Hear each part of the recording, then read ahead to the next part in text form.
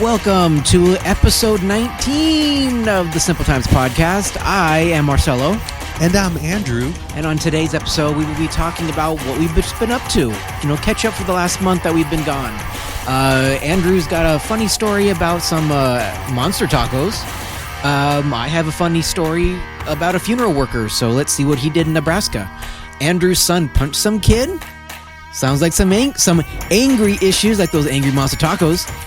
Funny trick-or-treating stories, Simple Times news, simple-minded tweets with Andrew, and of course, we're ending with the longest segment of the podcast, Jokes with Jefe, all on today's episode of the Simple Times podcast.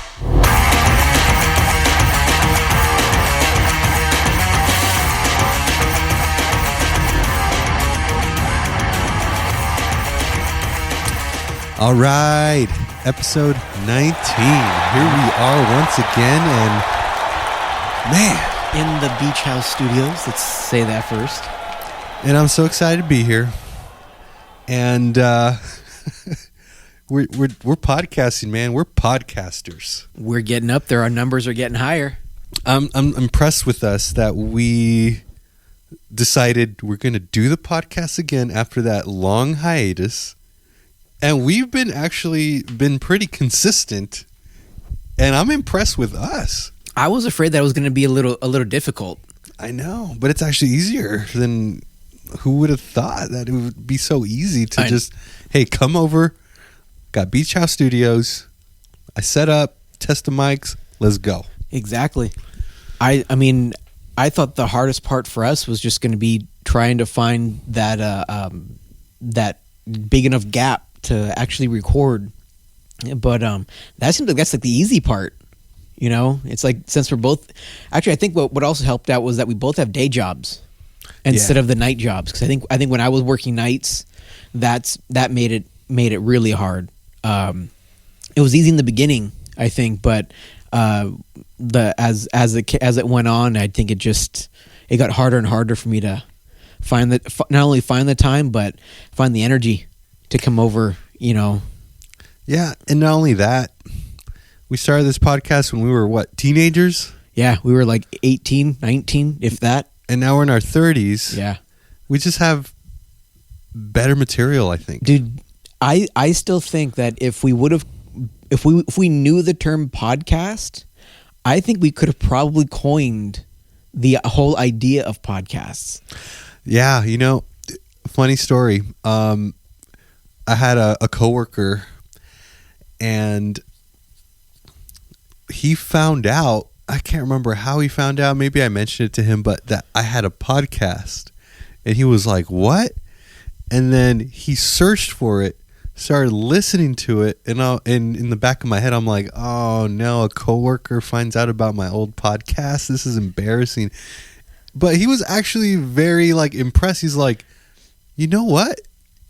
Andrew, you're like a pioneer of podcasting, because podcastings are all the rage now. Yeah. And he's like, you should bring it back. Yeah. And this was maybe 2 years ago when he said all this. Was that the guy that we went to Tiny's Tacos with? I think so. Like you said that he used to work at the Postal Service? Yeah, I think so. Okay. I think so. I can't remember his name though. What was his name? The guy that I that worked with, his name was Steve. Steve, yeah, okay. And I must have picked him up or something, or yeah. You came. I remember you picked him up. You picked me up, and then we went and we got J-Boy. Right. And then the four of us went down to Tiny's pop-up, and we dropped you off, right? After everything. So yeah, you were there. It's crazy how our memories work, because I would have never remembered that you were there the whole time. Yeah. But yeah, it was that day. It was that guy. Okay, yeah, because I remember that guy was really like when he found out that you and or that the two that created the podcast were in the car. I remember he did kind of get dude, you guys should do it again, and he was trying to get you to do it, but at the time you were like, I don't know, I don't have the time, I can't do it. And I remember that was when you told me if you can do the editing, then we can get this done. And then lo and behold, 2 years later, you're like, I love the editing. I could do the editing. Let's do it, Yeah, you know what? So the reason why at that time I said, oh, I don't think I could do podcasting again. I was just so overworked. Yeah. And I don't want to do things, halfway. Plus, you weren't full time yet. I don't think, were you? I wasn't a regular. That's what I mean. Yeah. I was just like low on the totem pole, basically. Right. Yeah. And so thinking about it, I'm like, it's just not possible with my work schedule and everything like that. Because I think those were also I think you had told me that at times you could work like 7-8 days in a row. Yeah. And then you'll get a day off, and then you'll have to go another like 10 days. So like the days off that you had, you were like, I need these days off, kind of a thing. Right. And like if I wanted to do something like a podcast, I wanted to be 100% in it. Yeah.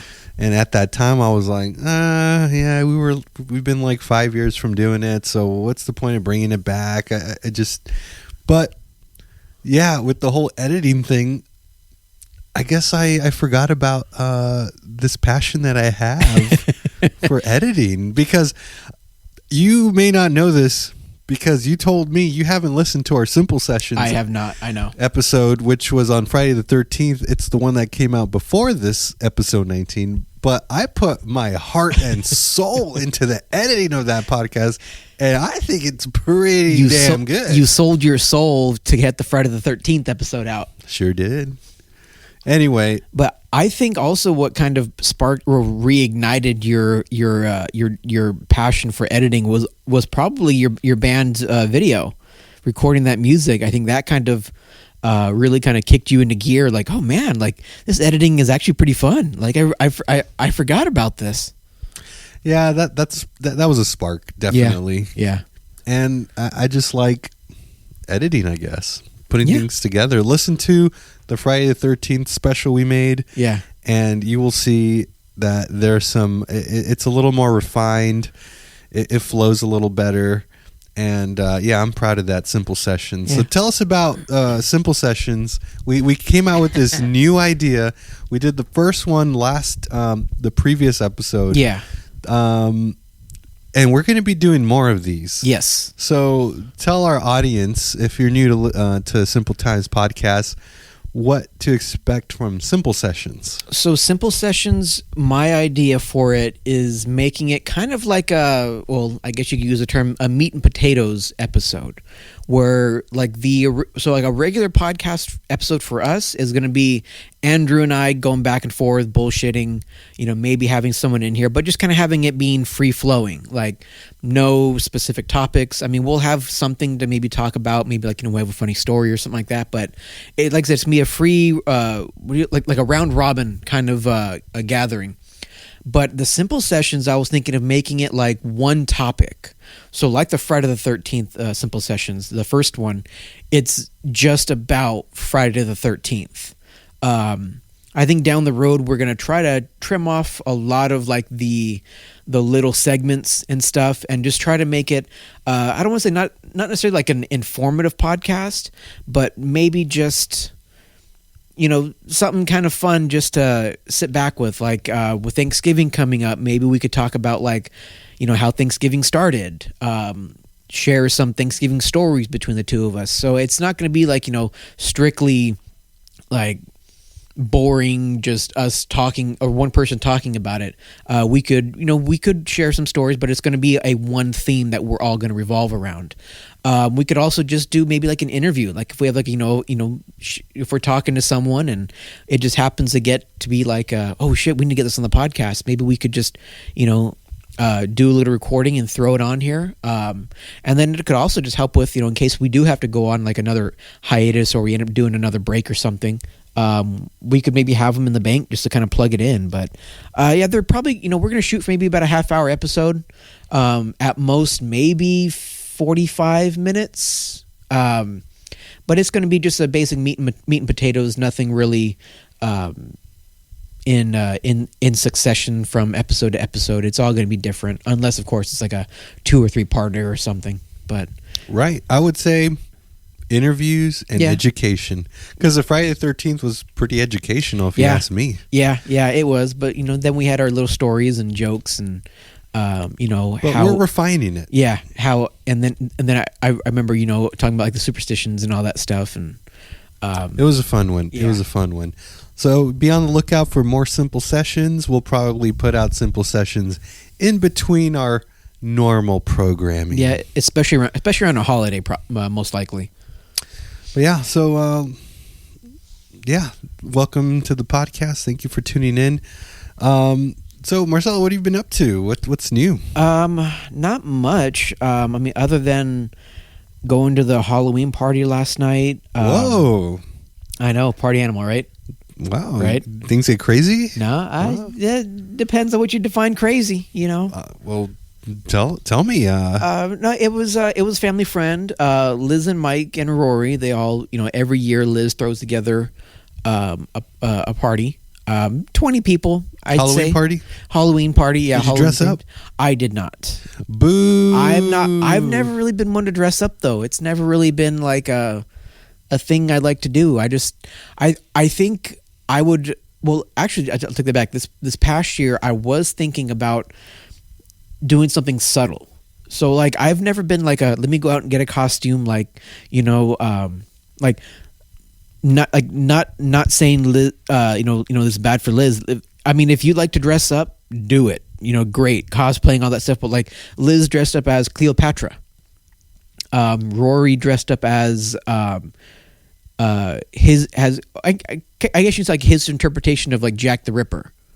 And then Mike was the devil. He actually put on like, prosthetic horns and red makeup and contacts and all that stuff. And I thought that was, cool, but like they love going like out, like they love like, doing like that big kind of costume. Especially the horns, to go that far to like stick something onto your actual face. That's pretty impressive.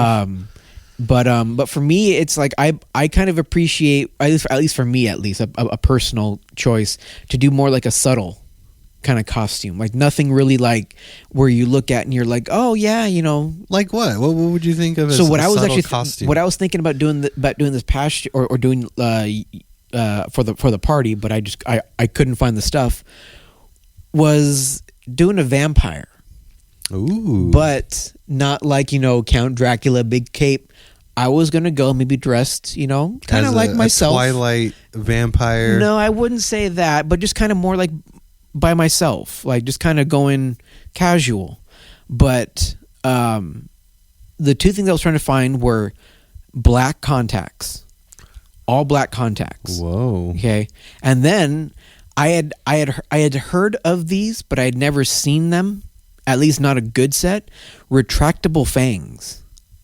Retractable fangs. So they're fangs that you can put in your mouth, and then somehow either you bite it down or you use your tongue, but you activate it and it flips out some fangs behind your actual teeth, I think. Or like I said, I didn't really. A lot of the ones that I found, I mainly look on Amazon because I don't really know where else to go or where else to really look for like good quality stuff. And a lot of them weren't giving reviews. Like they were all like spam reviews. It was weird, so it kind of turned me off on it. And so I decided, if I happen to come across it, then I'll get it. But then if not, whatever. But like that kind of thing where it's like it's a little subtle. It's not quite like big and flashy. It's like you can kind of blend in, and then just people kind of go, oh shit! Like they kind of like realize it like last second. It almost seems like as if you want them, what you want them to take away from you when they see you in this subtle costume is he really a vampire? Kind of, yeah. I guess you could say that. Yeah. Because maybe like from the first glance, it's like, oh, it's just a normal person. Yeah. And then, wait, that guy had real fangs. His eyes look lifeless, soulless. Think of it this way. I think he's a real vampire. Think of it this way. Let's say you got black contacts on, right? All black contacts. Already creepy. And you go to like Disneyland during like their Oogie Boogie Bash and all that stuff, and people just kind of walk and go, not thinking two things about it. But then you've got that one person that just happens to look up and sees your eyes, and then just starts realizing, wait, why are his eyes black? And then you go on about your way. I think that kind of puts that creep factor, I guess, a little more than seeing someone walking around with, like, a black cape, looking like a Count Dracula, slick black hair, white makeup on, kind of a thing. You want to psychologically mess people up. Oh yeah, yeah. They're gonna be like, "Why is his eyes black? Did he have fangs? Wait, why is he sucking the blood out of my neck?" Anyway, I think it's time for easy. It's time for a word from our sponsors. So, you've heard we have a unofficial sponsor. Wait. Did they send us that check yet? They have not. I haven't gotten one. Wait, no. We're still on the same microphones, so unofficial sponsor. I thought they were gonna sponsor. Well, let's just go on with this sponsor, even though it's not a real sponsor. But I went to Jack in the Box the last time when we did our simple sessions for Friday the 13th. Which, oddly enough, we both actually ended up going to Jack in the Box. Right. I was trying to invite you to come over with my family, but I think you thought when I said, "Hey, let's go get dinner," you thought we were going to like a restaurant. Yeah. Yeah, like Black Angus or something. But we ended up going to Jack in the Box. Yeah. And I saw they were promoting their new angry tacos. And I was like, ooh. And so I wanted to get into the spirit of Simple Times Podcast. We love our Jack in the Box. Not just angry tacos. They are angry monster tacos. What? Did you hear that? Where was that, Marcelo? I don't know, but I think it was something with black eyes. Continuing. Angry monster tacos. So I was a little scared, but I'm like, we're in the month of October. We got to try this out.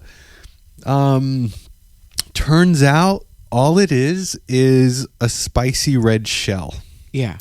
And they weren't that good compared to like the original. Oh, uh-huh. Yeah. It didn't taste right. Yeah, I've had the monster tacos, like the regular monster tacos, and yeah, they don't really taste like anything different. I mean, they're bigger shell, but yeah, I mean, I remember when they used to have monster tacos regularly on the menu, and then they took them away. And I mean, I've always loved their tacos, but yeah, I wasn't too impressed with the monster tacos. Yeah, so you probably wouldn't be impressed with the angry monster tacos. Yeah. If anything, I'd go for the original. Yeah. The shell is just supposed to be a little bit spicier, but it wasn't even that spicy. It wasn't significant. So speaking of Jack in the Box and the October season, and the fact that they're still not sponsoring us, I hope they're listening. Have you had their basic witch shake yet? No, but I saw it being promoted recently. I've had it a few times. Oh, a few times. That means once wasn't enough. No, it is. So if you're into Oreo shakes and you're into pumpkin flavored stuff, pumpkin spice stuff, it is an Oreo pumpkin milkshake. I'm still listening. And it is so good. It really, it's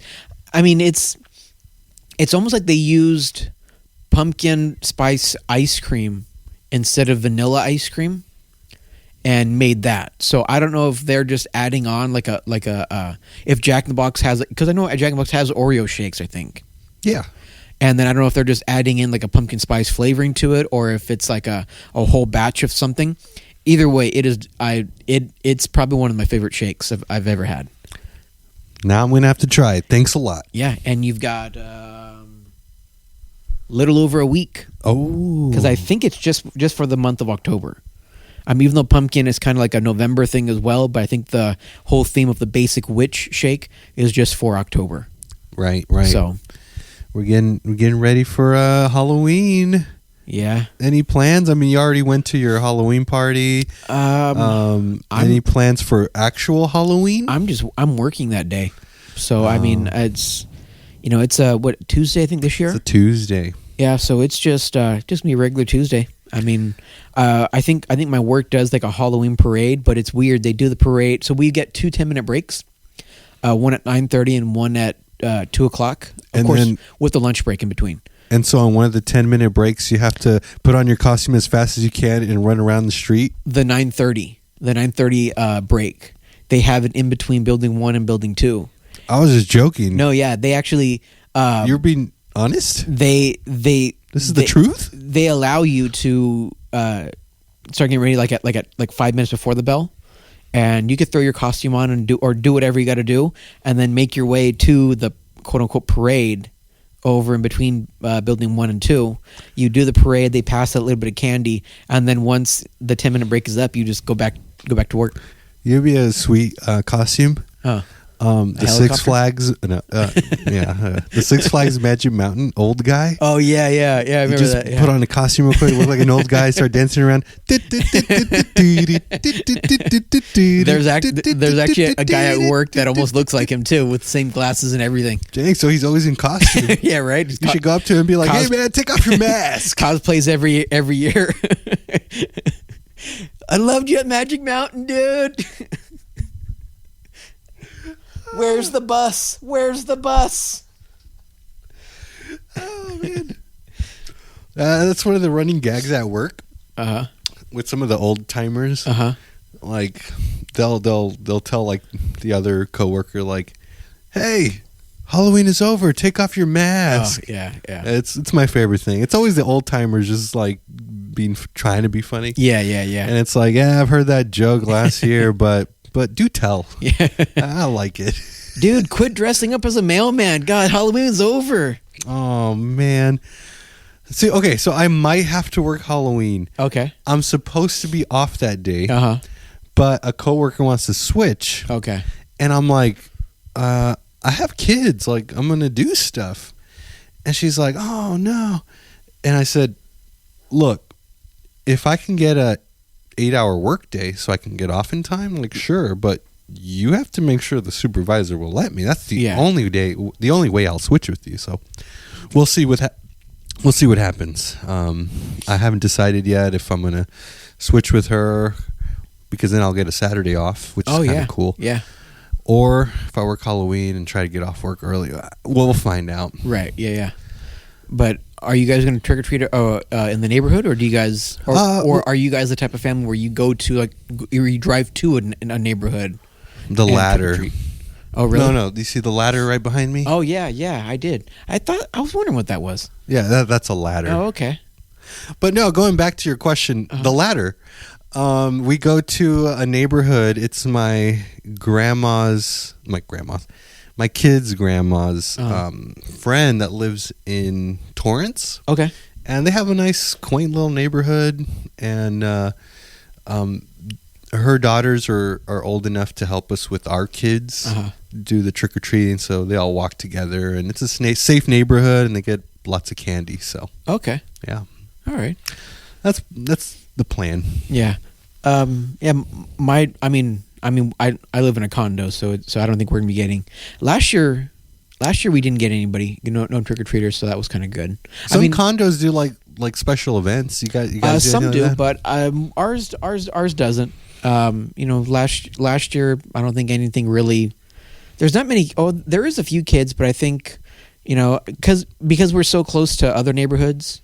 I think they just kind of walk over there. I mean, makes sense. It's like our street is the street with like all the condos, and then like all the other neighborhoods are like actual houses. Got it. So got it. And they're all cul-de-sacs too. So it's. But mark my words, if I'm working on Halloween, and if the first person that says, "Hey, you're already in costume.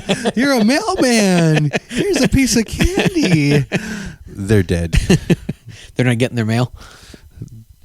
That's the last day they're getting mail. Or you're going to make sure all the spam mail is forwarded to their house.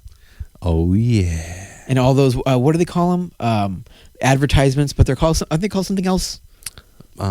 Circulars. Circulars, that's what I was looking for. Yeah. I'm going to leave them all the circulars. Now, I got to be careful with what I say, because especially work-related, because we just had this stand-up talk at work saying that we can't, have our brand on social media. So I'm like, does a podcast count as social media? Because I have a lot to say about the post office. Yeah. Now, I love my job, don't get me wrong. Yeah. But sometimes it's fun to joke around about, this or that. I mean, one of the biggest quote unquote jokes, I guess you could say, around is, oh, don't go postal on me. I know. So I mean, yeah, that's a good one. Speaking of postal and work and coworkers, I want to give a shout out to a coworker who I introduced the podcast to her, and she's been giving me some good feedback and enjoys the show. Her name is Yahira. So Yahira, I know you're listening to this one. So hi, what Yahira. up? Oh, even Marcelo was saying hi. Wow. Well, I got to give the shout out too. I know. I mean, if she's a fan, I have to give a shout out. Yeah. And appreciate your listening ears. You have any shout outs? Special shout outs? Special shout outs? I mean, let's see. Well, I'm trying to think of who would listen with the shout outs. Rory. I mean, Rory, if you're listening, he was at the party. That's Liz's son. He had a great Grim Reaper. I mean, it's funny, when I saw him, I thought maybe he was like a bellhop from like like a old like Tower of Terror, because he had like a really good coat on. I gave him a recommendation for a podcast, not this one, sadly. Oh, come on. But Rory, if you're listening, thanks for listening. I have told him about the podcast. In fact, last night I was telling him, like, yeah, I got to record, because we were talking up until 2:00 in the morning. Wait, you said to him, I was like, I gotta go. I gotta record this podcast tomorrow. Almost. Yeah, I was like, man, I was like, I gotta like record it's another so episode hard tomorrow. and difficult. Well, at 2 a.m. it was like, man, You walk it was in like, here with heavy legs. I mean, I slept almost 12 hours, so I mean, like, Must be nice. It was. I didn't even expect it, but yeah. See, I don't really know who listens. That's the thing, is that I don't know. Well, they'll come. To the podcast. We have listeners though, according to our SoundCloud. I'm surprised our numbers are pretty up there. Are they going up? I'm surprised they are. Yes. I'll look up the data next time. But okay. Yeah, we get some listeners. Our podcasts have some numbers. All right. It's not in the single digits. Oh, not anymore. They're getting close to triple digits. Actually. Really? Yeah. Wow. So we have listeners. We don't know who you are. Hopefully, it's not just like 3 listeners listening to it over and over and over again. Because I mean, you did say that you did listen to the podcast how many times? Well, see, mira, basically, it was for research and educational purposes and analytics and all that. We'll just say that you were making up for the fact that I don't listen to it. Well, but anyway, if you are listening and you want to shout out, you can actually reach out to us if you have a question, or Marcelo does Marcelo's love line, or at least maybe I'm pretty sure he has good relationship advice. You can send us a message on our Instagram. Yeah, I keep forgetting about the Instagram too. I know. I keep forgetting to plug in our podcasts where people can reach us. We have Instagram. We have X, formerly known as Twitter, and then what's the other place? Facebook. Those are the 3 big ones that we have. Which, if I'm being honest, the best one to contact us would be Instagram. Yeah, I'd say so. But yeah, reach out to us, ask us a question, give us some feedback. We'll put you on blast on the show with a shout out, both positive and negative. Yeah, we will take anything at this point. Yeah, anything. As long as we know you're listening, that's about all we care about. Well, what's the phrase?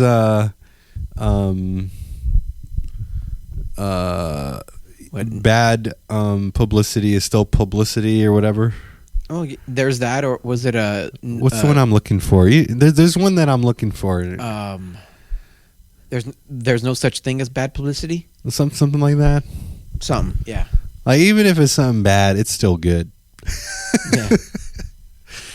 Well, moving forward, Marcelo, you were telling me about a funeral worker story. Yeah. At first, when you mentioned this, I was like, wait, is it a coworker funeral? No. But no, you said a funeral worker story. So there's another podcast that I listen to, well, amongst the many. But except for ours. Yeah, I know. But I had heard it on this. I heard it on this one. So, and at first I thought maybe like they were bullshitting, maybe because they had heard it from one of their listeners. Their listeners send in like a voice message talking about it, and then they just kind of reiterated on it. But I didn't realize that I thought it was a funny story. Actually, believe it. At first, my dad said the same thing when I told him about it. He thought it was a funny story at first.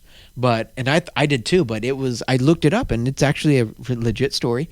So in Nebraska, there was a funeral worker who gets a call that, hey, we have a dead body for you to pick up, come on down. So he goes to an apartment complex and meets the building manager. They go up and to the apartment with the dead body, and guy wheels his gurney in there, puts the dead body in the body bag up on the gurney, takes it out, goes to the mortuary.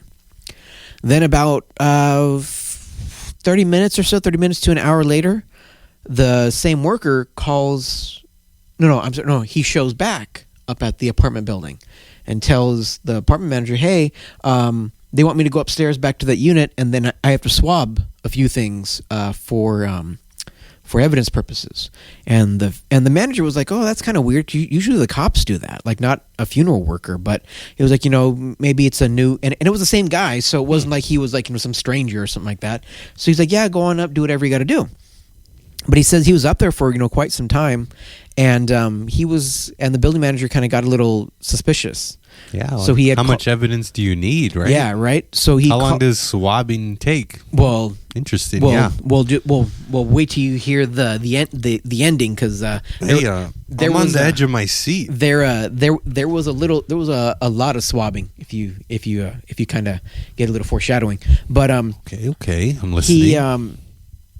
So the building manager calls the funeral workers company, the funeral home, and says, hey, your worker's here swabbing for something. Is that normal? And the guy was like, no, it's not. So they call the cops. And because around this time also, the building manager's getting complaints from neighbors of that apartment building. What, the swabbing was too loud or something? Well, that they're hearing a weird noise coming from it. Oh. And they're like, we know the guy's dead because we saw him take the body out. So they're like, what's going on? So the cops and the building manager go up there, and they find the funeral worker in that apartment building, or no, in that apartment, having sex with the sex doll. One of those life-size new, like, state-of-the-art sex dolls. Mm-hmm. The funeral worker says, oh, I saw it in the corner when I picked up the body, and I thought, well, since he's not going to use it, I'll take a shot. Oh. So that was the initial one. More evidence came out later that sex doll wasn't just sitting in a corner somewhere. Okay, so let me get this straight. Uh-huh. People are complaining about loud noises. Yep. And this guy says, oh, I saw this sex doll. Yep. State of the art. Uh-huh. Probably look real, like a real person. Uh-huh. I got to give it a shot. Yeah. Yeah. No pun intended. Okay. So after the guy ends up so the story kind of ends that the guy, the funeral worker, when he went to go collect the body, oh no, the dead body, oh no, had died in the middle of using the sex doll. Oh, I didn't see that coming. Yeah, so the guy actually had to, no pun intended, had to pull the old man off of the sex doll to put into the body bag and put it. It was an old man? I think it was. Let me see if it says. Did he die because it was just it could so have probably good? been a heart attack? Yeah. He was working too hard. Could have, yeah. I mean, maybe see if he wasn't used to being on top. But that was a joke, Marcelo. It doesn't say how old he was, but or how old the point is, this person died. Yeah. In the middle of It says here, Ryan Smith, 41, was arrested Friday on charges of burglary, criminal trespassing, and tampering with physical evidence, and was promptly fired from his Omaha mortuary gig. Smith became smitten with the doll after spotting it inside the Rock Creek apartment unit where he and a colleague. So somebody else even came in to help him with the body. So there was a third person. That initially, but I don't think he returned. They were sent to collect the body of a man who died a natural death, according to court documents. The pair were working on behalf of Mid-America First Call, a company that removes, transports, embalms, and cremates bodies. Later that day, Smith allegedly called the property manager and claimed that the Sarpy County Sheriff's Office was sending him back to the unit to collect the doll so it could be swabbed for a biopsy. So he wasn't there to swab something. He was there to collect that doll in particular. But it said a bizarre request was immediately shot down. The creep decided to help himself and somehow weaseled his way back into the dead man's apartment. What a weasel. The manager stumbled upon the disturbing scene while investigating noises coming from inside the unit, which was deadbolted and locked with a chain. Smith then allegedly walked out with his clothes disheveled and warned the manager he would return with a warrant for the doll. The threat proved ruinous. Never heard of that word. For Smith, the manager called the police and reported the fiasco, saying he was worried the funeral worker would return to break in and steal property from the apartment. Investigators arrived and noticed that several items inside the unit had been moved since their death investigation earlier the day. Douglas County Crime Lab, in the midst of the processing fingerprints lifted from the moved items, and is planning a DNA request, is preparing to request DNA samples from the doll. Justin Dalton, owner of Mid-America First Call, confirmed that Smith was booted from the job even though the crime did not occur on the clock. So he actually had the balls to try and claim that he was off the clock, so hey, you can't fire me. Off the clock, and then try to tell the manager, the sheriff's department told me to come down and collect the sex doll. Yeah, because the sheriff's department want the sex doll. So obviously, this sex doll must have been just unbelievable. I mean, it must have been the one question I'm creme de la creme. The question that I'm wondering is, did he at least clean it in between uses? Yeah, that did cross my mind too. I mean, it doesn't say in there that the guy was dead, but if they can see the sex doll, and the sex doll is actually somewhat being swabbed or is even being thought of, then that means that the guy probably was using it when he died. You said this thing was state of the art. So do you think it was expensive? I'm assuming it was. I mean, because you would think, hey, if you work a job, save money to get your own. Right, but that's what you want. But I mean, okay, so let's think this logically. If it was a blow up sex doll, you wouldn't just notice it unless the guy was using it. Because I mean, blow up sex dolls, I mean, you literally have to blow them up. I mean, that's like, the whole. That was like one of the ideas was, okay, what if we can blow it up and deflate it? But if it's something that he was able to just kind of see and the guy wasn't using it, then yeah, it has to be one of those life-size animatronic kind of life-size. And I think another podcast had mentioned that when they were first coming out, they're like close to like a minimum, like a quote-unquote base model, I guess was what it was. The base model sex doll. It's like $5,000. So, and I guess they can go up anywhere to like almost $50,000. So, yeah. I mean, that guy should have just worked on his credit score. Probably, yeah. Asked his bank for a higher credit limit and just bought his own. I mean, it also reminds me of like, the shows I think on like TLC and stuff where people buy these sex dolls and then start thinking that they're real people and not only will dress them up, but will like take them out on dates. Like to restaurants and actually say, oh yeah, they'll order this. They're gonna sit at this chair and actually put them in like drive them around and act like they're legit people. Marcelo, don't lie. I know this wasn't a TLC thing. This is something that you did last week. Come on. It is not. You think I have? I'm glad that you think that I have $5,000 sitting around like that. So, but no, yeah, I just thought that was just one of the funniest things, and I mean, it's just. All right. Is there nothing else to do in Nebraska? Like that's kind of what. I guess Nebraska. I know you get lonely. I know there's a lot of corn out there, so. I'll give it to you, Marcelo. That was a pretty interesting story. That would have been a good Simple Times News story. Yeah, but I do have one, but we'll save it for a few more moments. Yeah, but I thought I shared that because I wasn't sure if you would be comfortable enough talking about that in Simple Times News. So Simple Times News is. I know that's cut. kind of like your baby. So yeah, well, I didn't want to encroach. So. No, I like your stories, man. But I mean, speaking of what your baby is, what was this about your son punching a kid? Oh man, so did he have too many angry monster tacos and he just got Hulk angry? out? He hulked out. Had to let out some rage. No, so, as a parent, you think, oh, my kids are angels. They can do no wrong. And so when I'm at work, my wife always calls me, and it's usually to ask, hey, what time are we going to be home tonight, right? And so this time so she calls me all the time in that sort of way. So I like to joke around. I say, oh, no, who's at the principal's office this time? And believe it or not, this time somebody was at the principal's office. You jinxed yourself. I know. She goes, I said, so who's in the principal's office now? And she's like, no joke. She's like, your son just got sent to the principal's office because he punched someone. And I was like, no, can't be. And so, she gave me a quick rundown of the story. And I was like, oh, man, it sounds like it didn't just come out of nowhere. Like there was a reason for it. I get my son, I sit him down. Once I get home, I'm like, son,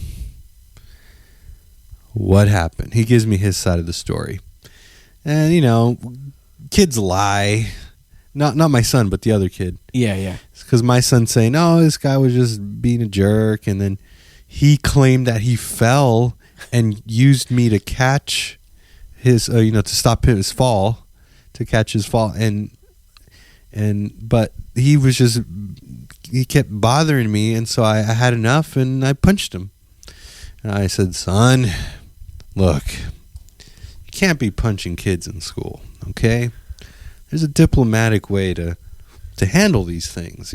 First you say no or stop bothering me. You always use your words first.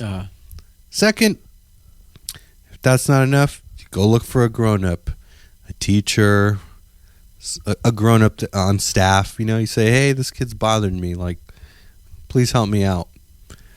And the last thing you want to do, and once step 1 and step 2 don't work, then anything goes. But always try to be diplomatic. And then I leaned into him and I was like, but son, that was kind of cool, though. Yeah, you really punched that kid, huh? Yeah. Yeah, I'm proud of you. Just don't tell your mother. I'm proud of you about that. But yeah, you don't think when you have a kid that he's going to be all violent. But I guess, part of parenting is teaching him, the rules of life, how to live, and how to be a decent citizen in the good U.S. of A. So is there suspension or detention or anything like that? Or? No, just a little talking to, and that's pretty much it. And yeah, hey, no problems ever since. So okay. He's doing good. He got kicked in the face once, lost a tooth. He did? Yeah. And then he lost his other tooth. So now he's was he at least playing soccer? Yeah, he was playing soccer. Okay. Yeah, it was recess time, kids. And he lost his second front tooth, so now he's missing the two front one. So now for Christmas time, I was going to say I can sing. I know what he wants for Christmas now. Yeah, his two front teeth, and to punch some kid probably. But yeah, that was my my daily father story. I thought it would have been interesting to bring onto the show. All right, and I mean, as far as punching people, I mean, you would think it's a funny trick, but no trick or treats. Speaking of trick or treating, that you brought up, that I brought up, man, I got to work on my segues. Yeah, you do. I'll get better at it. You have some funny trick or treating stories, huh? Yeah, I just happened to stumble across this. I don't know what made me come across it, but just some funny trick or treating stories. I mean, there's got to be plenty out there. Yeah, exactly. So and I found these on ranker.com. I'm sure that they probably ranked them in some way or shape, but I'm just going to share a few of them. Some of them made me laugh. I just kind of skimmed over them, didn't really read into depth, but this one is from Reddit. It's cut out of the It's called "Cut Out of the Picture." It says, "My girlfriend asked me to go trick or treating with her and her son. We picked out costumes for everyone, invited the neighbor kids, and went around for about 4 hours. We took tons of pictures of us, the kids, and a kitten that followed us back to her house that we ended up keeping. At the end of the night, we dropped off the kids with the parents, then went home and got the kiddo ready for school the next day while trying to keep him from eating too much candy. Next day at work, our mutual friend asked what I did for Halloween. I told her to check the girlfriend's Facebook because she posts everything and I wanted to see the kitten pics. As it turns out, I'm cropped out of every picture, but all people we visited, all the kids' parents, and a few of the neighbors were stopped and talked to... hold on. As it turns out, I'm cropped out of every picture, but all people we visited, all the other kids' parents, and a few of the neighbors we stopped and talked to are all tagged in her post about how much fun she and her son had. It felt like I was cut out of her public life." And that's it? There's no reason? No. I mean, that's just a true story. Just a true story of a guy getting cut out. I mean, I've heard of stuff like that happening like during breakups. Like after they break up, they'll, go around and crop, their boyfriend or girlfriend out of pictures and all that stuff, or replace them, like put things in front of them and all that stuff. But I've never heard that of a current relationship. So I mean, clearly either she's seeing someone else and she hasn't told that boyfriend about each other, or she's embarrassed, or she wants to live a life.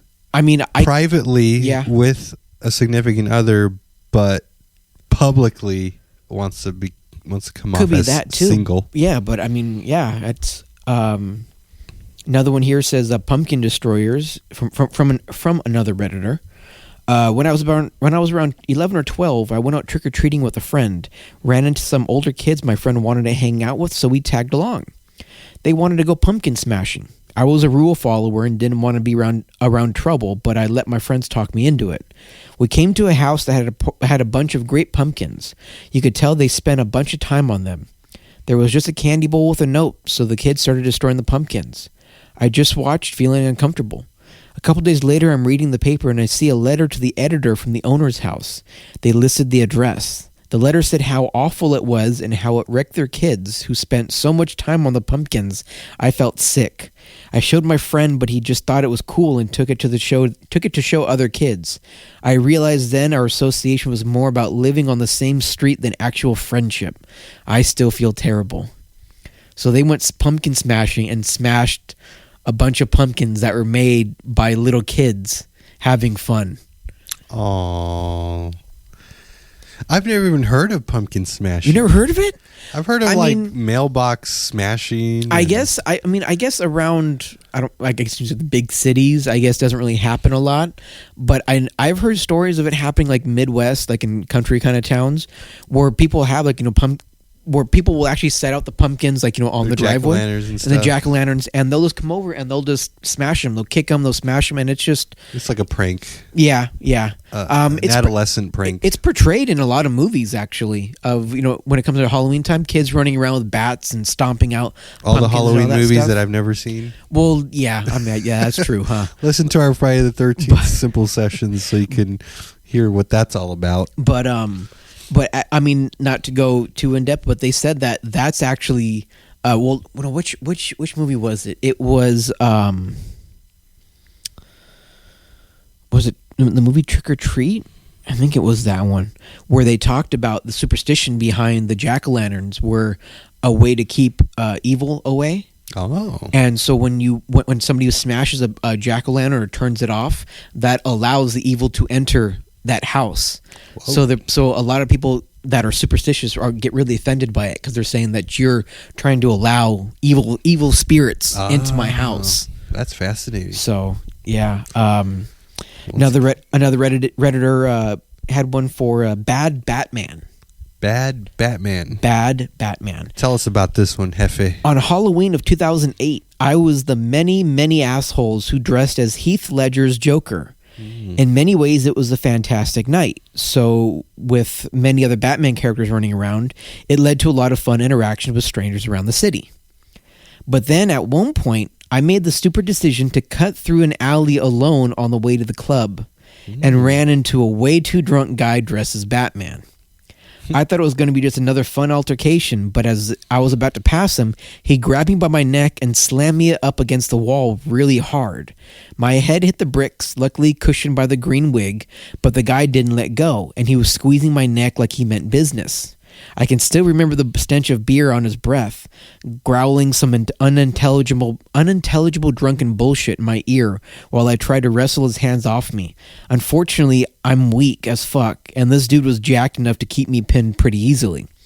Between the lack of blood in my brain and the amount of alcohol in that blood, I did something very stupid. I wrapped my arms around him and gasped out, "Harder, Daddy!" Yeah, come on, man. Look, I panicked, and I know it could have very easily made things worse. But luckily for me, the knucklehead reacted like I tried to bite his dick off. He dropped me like a sack of bricks, and I just about had the presence of mind to duck before he tried to kick my head in. He missed me, slammed his foot into the wall with a yell, then ran/limped away down the alley with his dumb cape flapping behind him. I just kind of laid there for a minute or so, just waiting for the world to stop spinning before a really nice group of ladies came by and helped me up and took me to the gay bar down the road. Oh, man. That was not where I thought it was going to go. so let me guess, you just skimmed through like the first bed. You're like, yeah, I was like, I'm going to bring this to the table. Yeah, because I was like, because when he said, with all the other people dressed up as like, Batman villains around the city, I thought that they were going to say like, they all got together and decided, let's act out something in the street. Like, we'll do a crime, Batman will come beat us up or something like that. I did not expect him to say anything about Harder Daddy being choked and going to a gay bar after. That was just... Came out of left field. Uh-huh. So, but yeah, there was like, 30 plus of them on that website that I saw. So, I mean... Some of them got funny, some of them got kind of just, oh, okay, that's a little weird, I guess. So, but yeah, it's hey, that was funny. Yeah, and it made me kind of like sit there and think like, geez, did I have any funny trick or treating things? And I don't think I ever did. I mean, did you ever trick or treat when you were a kid? We've been over this. No, I know, but you didn't do like any, like you didn't even go to like family's house, nothing like that. No, I was so sheltered during Halloween. My parents forbade us to go to school even. Really? So every Halloween we just stayed at home because Was that even in high school? Believe it or not. Wow, really? I had to beg my parents, like, please, I just want to go. I wanted the free candy. Yeah. But they were like, no, you got to stay home. It's evil. It's demonic. There's just no Halloween growing up for me. So when was the first time that you actually were able to like experience a Halloween? It was either 2 or 3 years ago. Really? Last year I dressed up as Johnny Cash. Okay. Because I had just gotten off of work and I'm like, I don't have a costume, but my kids were all dressed up. They were going to go to that neighborhood I was talking about earlier. Yeah. But I was like, well, I have black pants. I have a black shirt. I have a fake guitar. I don't know where I put it. Oh, I think it's right here. I have a fake guitar. Well, it's a real guitar. It's a real guitar with no strings on it. Yeah. It's kind of busted up, so it's like, I don't care. And I did my hair, and I was Johnny Cash. Okay. And I put that together last minute, and then, that was the first time I dressed up, walked around, and did trick-or-treating. I even knocked on the doors, and I said, hi, this is my first time. Did you give them the whole spiel? Like, I've been a sheltered kid. Please give me candy. No, but that would be funny if I'm like, you smell the alcohol off my breath. Dude, this is my first time. No, wait, hold on. That would actually be a good idea. Having like a park or like some big venue, and make like trick-or-treating stations, like fake houses, maybe like just like a door frame or something like that, and have like all of like the sheltered ex-religious kids go there, like especially if it's like their first one, and have them like somewhat experience like this is what it's like to go door to door trick-or-treating, or do it like so like actually I just learned about this last night, and then the joke is, well, kids, you completed your first trick or treat, and your parents were right. You're all gonna die. Get on your knees. Just close the door. Gotcha, bitch. Like, no. The reason why, like, I think it's a good idea. So last night when my sister was at the party, because she came too, they had a teal colored pumpkin. They found it at Target, and it was a fake one. It was a styrofoam one, but they were gonna like try to carve something into it, but it just didn't work out. The paint was chipping. It wasn't gonna work. But somebody was saying, oh well, you know that means something, and I'm like, means what? That it's a cheap styrofoam pumpkin? Like what's? They said no, the color.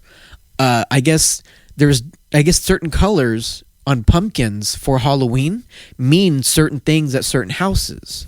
And teal means you were sheltered your whole life. This is your first one. Yeah, no. So please be nice. Yeah, right. No. The teal actually means that house also has non-candy gifts. So like, if a kid has a food allergy, or like let's say they might be autistic or something, and they don't really,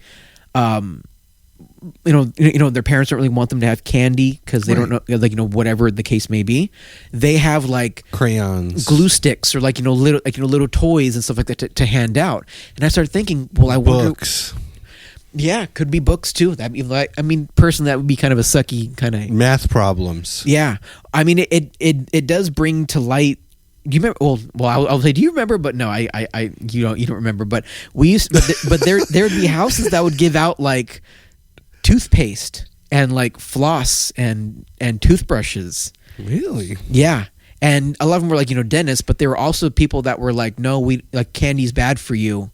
So here's some things good for your health. Oh, see, I thought they were just clearing out their probably their medicine cabinet. I'm sure that's probably what Here it you was. go, kids. Here's some Tylenol. Yeah. I'm sure. I'm pretty sure that's why. Here's some Dayquil. It expires tomorrow. So yeah. Right. Drink up. Yeah. You'll sleep good tonight. But actually, the meanings behind the colored pumpkins. Oh, tell me more. The orange pumpkin, definitely the most popular and well-known pumpkin color, is the traditional color of pumpkins during the fall season. Historically, most jack-o'-lanterns, and as such, orange and black, have become the unofficial colors of October 31st over time. If you want to carve, paint, and decorate a pumpkin, the standard color is orange. So it's just a basic color. Unofficially official. Right, yeah. If you spot an orange pumpkin at the patch, it's ripe and ready to be picked. But these aren't just for displaying your fall-themed porch. Orange pumpkins are also very versatile in the kitchen, using them to bake pumpkin recipes like pies, bread, and more. The teal pumpkin, the tradition of painting a pumpkin teal or carrying a teal bucket while trick-or-treating, was started by the Teal Pumpkin Project, a food allergy research and education organization initiative, and really started to get more traction in 2014 because Halloween is a candy-centered holiday. The teal pumpkins are meant to indicate a food allergy, meaning dairy, gluten, or nuts, and a lot of those candies either contain dairy, gluten, or nuts, or even just were made around the same ones. So the teal pumpkin sitting on the porch of a house means that the house has food allergen-friendly options for trick-or-treaters. This could be candy or other food treats devoid of these allergens like dairy, gluten, nuts, or non-candy items like small toys, fidgets, stickers, bubbles, etc. Similarly, if you see a child trick-or-treating with a teal-colored bucket, this indicates that the child has a food allergy. The black pumpkins. In color psychology, black can symbolize a lot of different things, including mystery, power, sophistication, and of course, death. In the context of Halloween, black is most often meant to signify darkness, death, and generally spooky vibes. Because darkness and death both relate to the time when spirits cross back into the realm of the living, black pumpkins are usually associated with the spiritual world and the afterlife. If you're trying to freak out your friends and family or are feeling particularly witchy, try painting your pumpkin all black. Blue pumpkins, as teal, signify a food allergy. Blue pumpkins indicate autism.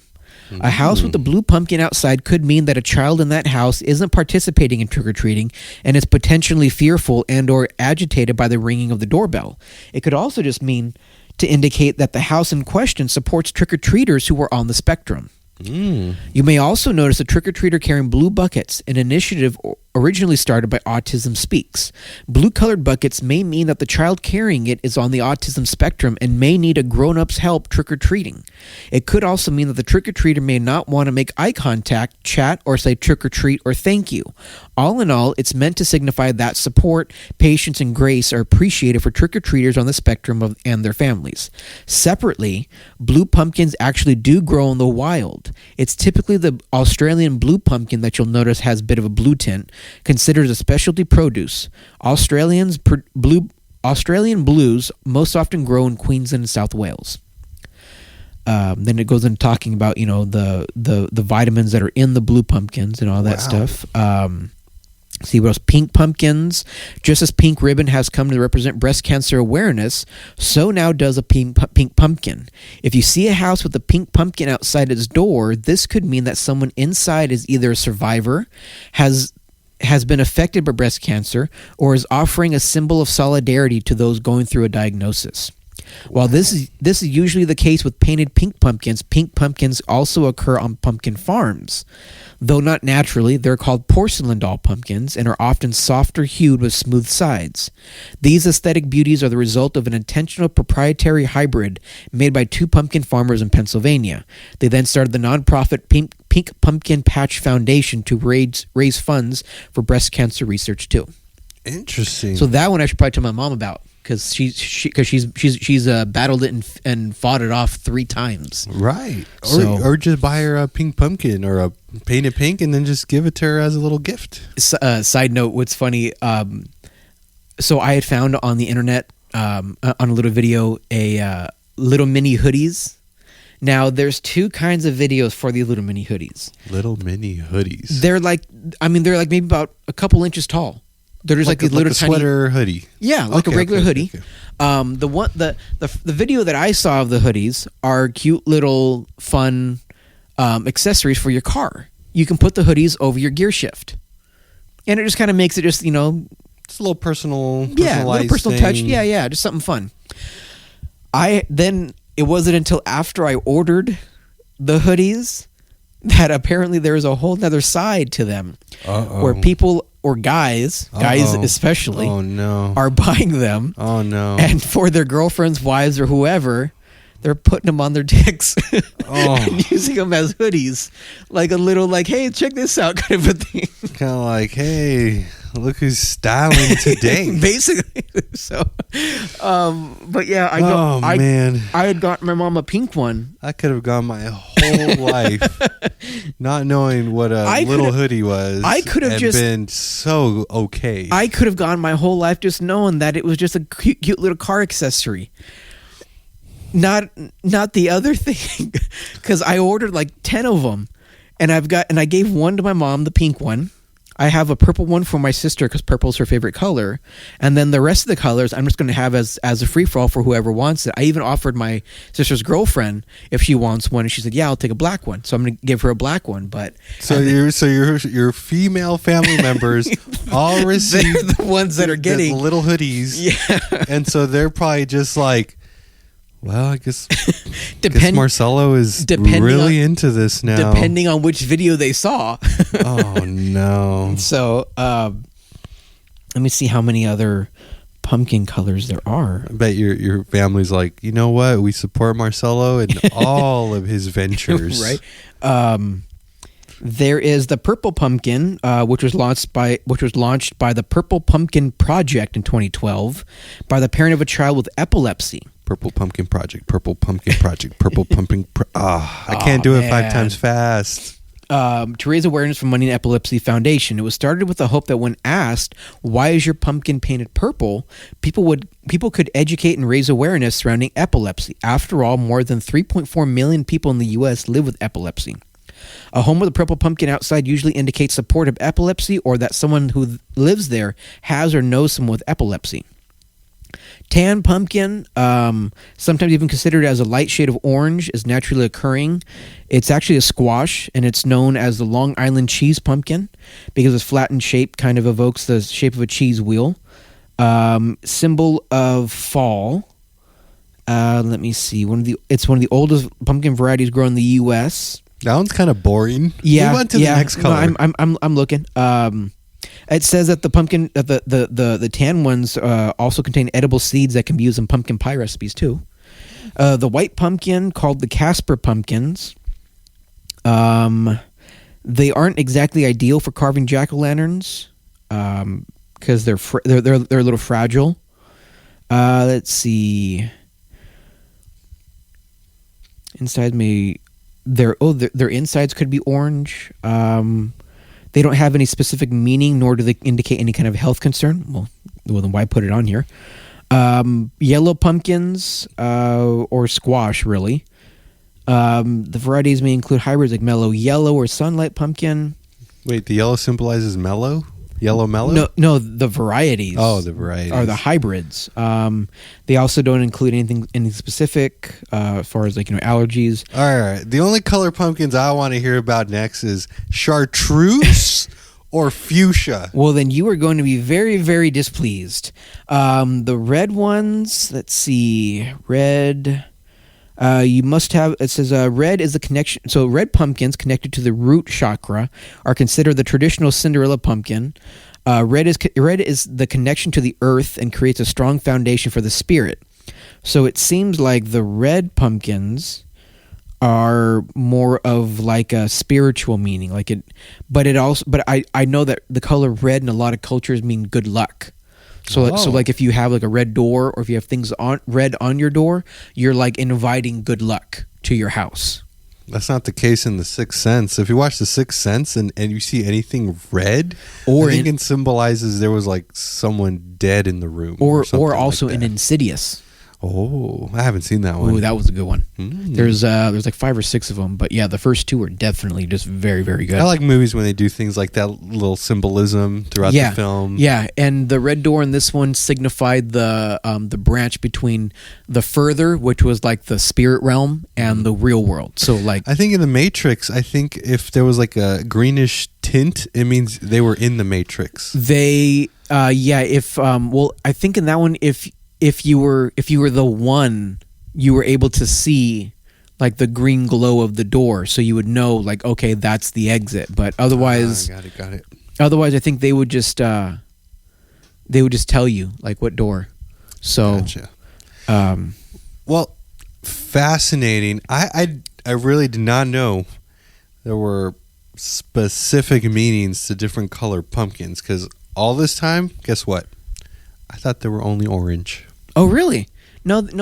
I've seen the colored pumpkins, but I just thought maybe I've seen the teal ones, like when I'm delivering the mail, right? And I've seen them out there, and I just thought they were at Home Goods, and they're like, oh, a cute teal pumpkin. It looks so cute on my porch. And also since you're so close to the beach, it's probably like like a beach themed pumpkin, water, ocean pumpkin. Oh, it's so good. It looks so good with my beach house. But I mean, like I said, I learned last night that they all had different meanings. But that was very fascinating, Marcelo. Thank you for enlightening.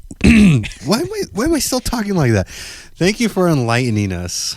That would have been a good Simple Sessions, actually. Yeah, that could have been, huh? So now our listeners have a glimpse of what a Simple Sessions could potentially be. Yes, they do. Pumpkins. So moving on with the episode. Yeah, I mean, speaking of, what becomes new news to me, like what I learned last night was news to me. Oh, about the sex doll? That too. Oh. Yeah. Boy, you're still thinking about that sex doll, huh? Do I? Well, do we need to start looking to see if you got $5,000 that you have mysteriously saved up? I can assure you, I do not have $5,000. Well, that's news to me. So, speaking of news, here's Andrew with Simple Times News.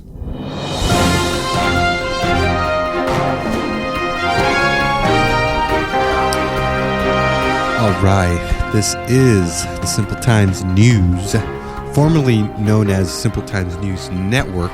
Right. We're changing the name of the game. So, today's news is brought to you and to us once again from the AP Alternative Press. This time I got it correct. What did you call it last time or the first time? Alternative Press. Oh, that's right. I was thinking okay. about when I was in high school and I Yeah. was into like rock bands and alternative bands. They had the Alternative Press for like their music releases. Oh, they did? And I didn't know that. like spotlight on new artists. And Oh, stuff okay. It was basically alternative rock Oh, uh-huh. music. Like that's what they focus on, like stuff that I was into back in the day. Oh, okay. So yeah. Well, now that we're adults. Now that we're adults, we stick to Alternative Press. The Associative Press. Did You just said Alternative Press right now. Marcel, it's almost 11 p.m. at night, and I can't stop thinking about that sex doll. No, I mean, wait. That was a Freudian slip. Back to the news. So our good friends, the Associated Press. This comes from a reporter named... wait, there's no reporter on this one. Okay, it's just a news story. Are you ready, Marcelo? I am ready. U.S. Customs officials seize giraffe feces from woman at Minnesota Oh, airport. I heard about this. Yeah. No way. Yeah, no, I really did. I really did hear about this Well, one. Yeah. thank you for tuning in because you are going to get the news from the Simple Times News. Minneapolis. Federal customs agents poo-pooed the plans of an Iowa woman who wanted to make jewelry from giraffe feces she picked up on a trip to Kenya and brought back to the U.S. in her luggage. The woman declared the small box of feces when she was selected to have her belongings inspected upon arriving at the Minneapolis St. Paul Airport on September 29th, according to U.S. Customs and Border Protection. The woman, who was not identified, I guess she was a little, embarrassed, told officials she planned to use the waste to make a necklace, as she had done in the past with moose poop.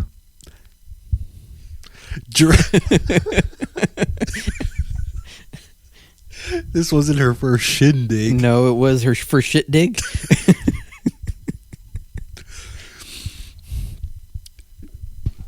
Giraffe poop can be brought back to the U.S. with proper permits and inspections, according to the Minnesota Public Radio. The station reported that the woman won't face sanctions because she declared the feces and gave it to customs. Good for her. The agency's agriculture specialist destroyed the giraffe poop. There is a real danger with bringing fecal matter into the U.S., Customs and Border Protection Chicago Field Director LaFonda D. Sutton-Burke said in a statement. Man, that was the longest name. Talk about a tongue twister. Let's continue on with their statement. If this person had entered the U.S. and had not declared these items, there is a high possibility a person could have contracted a disease from this jewelry and developed serious health issues. And then they give us a list of some of those Health issues. African swine fever, classical swine fever, Newcastle disease, foot and mouth disease, and swine vesicular disease are among ailments in Kenya that custom cited as risks. So, moral of the story is, if you want to bring poop into the U.S., Make sure it's not giraffe. make sure it's not giraffe. Make sure- And Only make sure it's out of giraffes.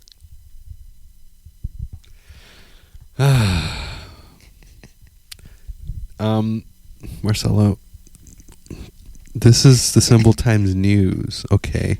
The next couple segments, it's going to be jokes with Hefe, so just hold on. The moral of the story is, if you're bringing something into the U.S., especially if it's giraffe poop, just get it cleared by customs, bro. Bruh, what were you thinking? Otherwise, Giraffe is going to jail. Oh, man.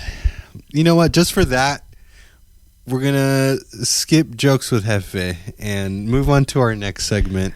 Which we'll just have to wait on your segment, okay? Which is here again with Andrew is the simple-minded tweets.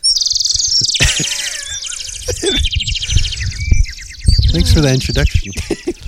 So, I do have some new simple-minded tweets. Like, once again, Twitter is currently no longer a thing anymore. It's now known as X, but I have a backlog of these simple-minded tweets. This is the part of the segment where we read off a bunch of idiotic, simple-minded tweets that were posted on Twitter by real-life people. And they're just the dumbest things that anyone could have posted on Twitter. So, first one. This person, and some of these that I found, they're so dumb that the original authors' names got blurred out. That's how dumb they are. Okay, ready? Uh-huh. First one. The tweets reads, "It's like 10 degrees outside." And then they put a snowflake emoji. 10 degrees. It's 10 degrees outside. Next one. Next tweet. Once again, this person's name was blurred out because it's just so dumb. Oh, and some of these have responses. Uh-huh. Like they commented on the post. So this person says, "I swear, someone needs to invent socks for our hands. My hands are always cold." And then the comment section is, "We have something called gloves." I don't know why, but that made me think of the "It's Always Sunny in Philadelphia" skit when they wanted to create mittens for cats, and they called it kitten mittens. And the commercial that they were doing for kitten mittens literally had a cat and with red mittens walking across the table, fucking doing like the high ass weird steps and all that stuff, trying to get the gloves off. It's fucking hilarious. But yeah, I don't know why that fucking popped that into my mind of all things. Our next tweet, once again, name blurred out. It says, "Are men obligated to pay for everything in a relationship?" And then in the comment section, someone wrote, "Boy, I thought you were speaking Spanish." Are men obligated? For those of you non-Spanish speaking people, habla means to speak. So are men obligated? Anyway, our next tweet. This person is named Eden. Her handle is Zotours. Okay. She says, "Like, Titanic is obviously fake because how do they record it when they're all like dying in the water?" And she spelled dying, DIEING. Die with the ING after it. Oh, man. All right, next one. This one's from Avalanche. There's a comment on it, and then the same author responded to that commenter. Ready? This person says, "Cannot pay attention at all while doing my homework. I think I got 8 the HD." I think I got 8 the HD. And then so someone responded saying 8 the 80 with the asterisk, which represents like, oh, you need to correct it. And so then the original author was like, "Oh, this guy's trying to correct me because I made a mistake. Okay, let me correct my own mistake." And then he corrected it by saying 80, as in the number, HP, with the little asterisk. Again, this reminds me of a video I saw where this guy was like, "My doctor called me and told me that I got HD. I don't know what HD is, but I got 80 of them bitches. That's pretty funny. All right, next one. This person tweets, if vaccines were healthy, you could put it on a spoon and eat it.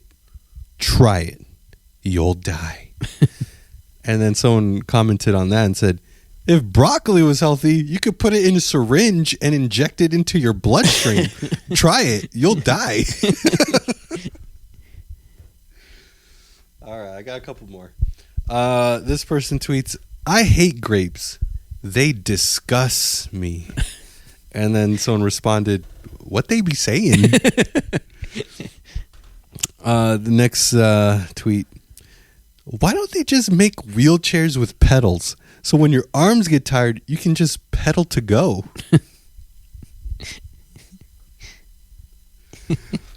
Next tweet, did they come up with 911 as the police number after 9/11? Imagine. And last one. Save the best for last. All right. This person's named Devin.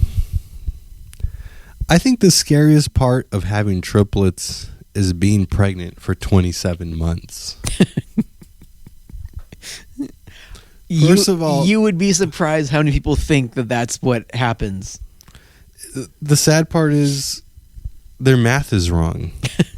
So, obviously, 9 months. 9 months for a baby to be formed in the womb. Yeah. So, if you were to multiply that by 9, 3 times 9. So Is 3 times 9 27? 21. No, wait. Oh, wait. Are we stupid? No, 28, isn't it? Oh, no. 9 times 1, 9. 9 times 2, 18. Add another 9 to that. So 27, actually. Yeah. Yeah, it was 27. Oh. 9, 18, 27. Oh, his math was right. We are 36, dumb. Yeah. Oh, okay. So he did the math right. Oh, my bad. Man. You made me second guess myself. And you were a math tutor. A long time ago. All right, so that was sad. That was Simple-Minded Tweets, and I think it's time for the best part of the night. I guess. It's only the last thing to do. Only the last thing to do. Ladies and gentlemen, boys and girls. Actually, I hope boys and girls don't listen to this. Maybe when they're older. Sometimes I wonder, will my kids listen to this podcast once they're older and they figure out that daddy did a podcast? I don't know. I think about these things. These things keep me up at night. But all that to say, it's time for Jokes with Heaven. Halloween themed. I stopped by my grandmother's house and I was so impressed she had all the Halloween decorations out. There were cobwebs everywhere and bugs in the windows, along with a skeleton on her couch. She's 89 and always does a great job, but there was no answer when I knocked. Guess I'll stop by again in a few months if I have time. Let it sit. No. Think about it. Can't be. Think about it. Grandma's dead. Oh. Why do you always have to go to grandma died jokes? What do you call? Okay, fine. What do you call 6 witches in a jacuzzi? Let me hear it. A self-cleaning coven. Why was the vampire in a bad mood? Too much B negative. Blood type. You got wow. B positive, B negative. Wow. Are you getting possessed again?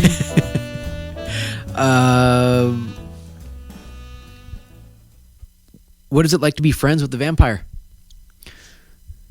It's a pain in the neck. Why did the ghost go to the bar? To get sheet-faced. Fest, wow. It's okay. I don't know math. And you don't know how to read faced. Why don't witches have babies? Their husbands have crystal balls.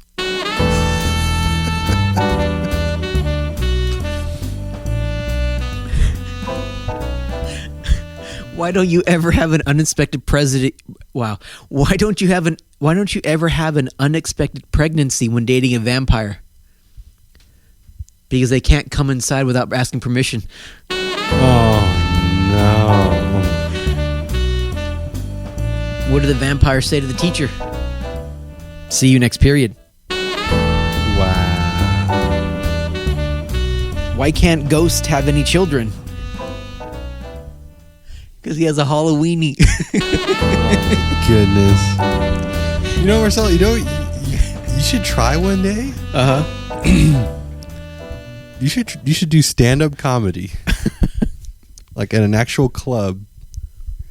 And just rip with these types of jokes. There's actually a guy that did that. And how'd it go? He has a record holder.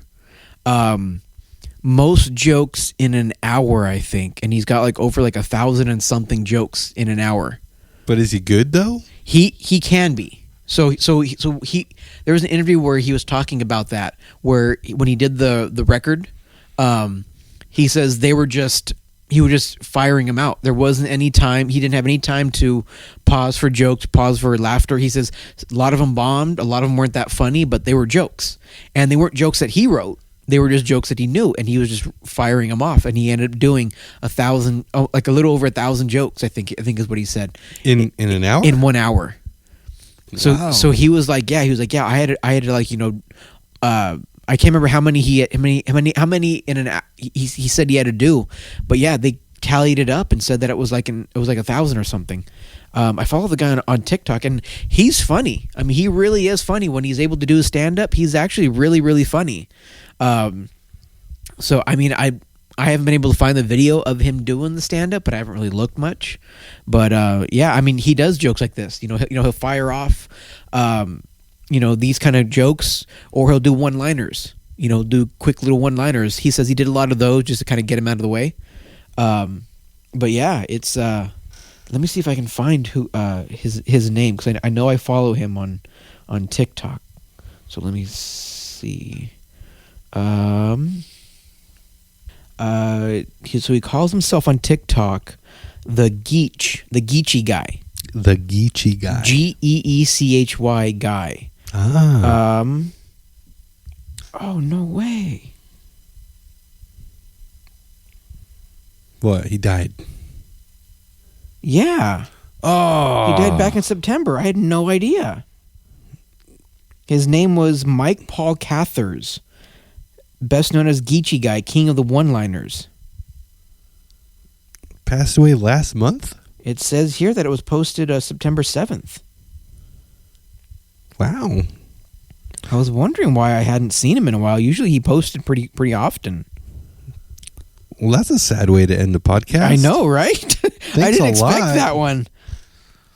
Now, you have to do 676 jokes in 1 hour. 676 jokes in 1 hour. So that's the current standing record of most jokes told in an hour. That's a lot. Yeah. I mean, what would that be? I mean, how would you be able to measure that out? Well, let's see, 60 minutes in an hour. Yeah. And if he did 600, yeah. I mean, if you do one joke a minute, you're talking about just 60 jokes. So he must have done what? One every few seconds. 10 jokes a minute. 10 jokes a minute. That would. Let me see. So one joke every 6 seconds. So 10. We'll do this. Find out how many minutes are in an hour. No, I'm sorry. How many seconds are in an hour? Would that be 60 times 60? I think so. So that would be what, 360? No, 640. 3,600. So that's not getting us to the number. Let's do it like this. 1 hour, right? Yep. And how many jokes? 600? 676. 676 divided by Okay. the number of minutes in an hour, right? Which is 60. Which is 60, is 11 jokes per minute. Okay, so that's almost about one joke every 6 seconds or so. And I mean, if they're one-liners, then yeah, I could see that happen. Okay, that puts it in more of like a realistic perspective. Whereas you hear like the 676 in an hour, and it's like, holy shit, how many is that? That's insane. Yeah. Well, since you brought us down with telling us this guy world record holder is dead, you got to give us one final joke. Well, see, usually I do like the long form jokes, but I haven't been able to find a lot of long form jokes. Well, yeah, I mean, you have to find the one, and it's hard to find the one. So all I can do is just fire off a few more. Let's fire off a few more into the sunset. What does the devil have between his legs? He has great balls of fire. What did the skeleton tell her husband on Halloween? I would rattle your bone any day of the year. Why do witches make the best wives? They promise a great sex life. How did the woman learn her boyfriend was a vampire? He only came at night and would insist on giving oral the same time every month. How do skeletons make babies? They bone.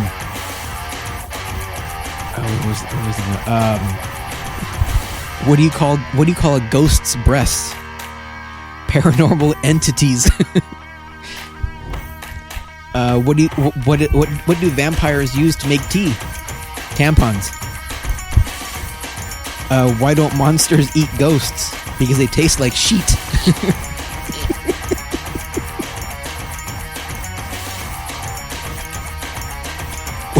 Why do skeletons enjoy sex with dainty women? They like to bon appetit.